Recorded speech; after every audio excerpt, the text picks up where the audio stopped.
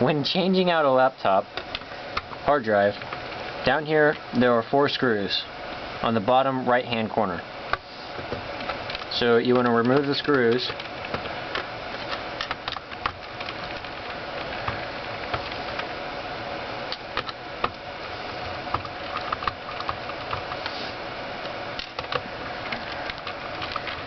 All 4 of them,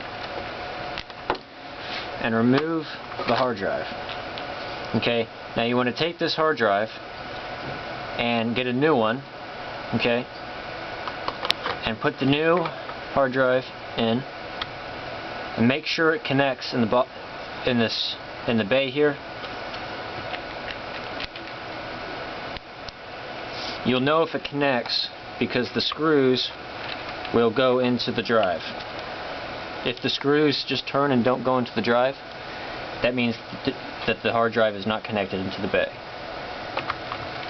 So connect all screws.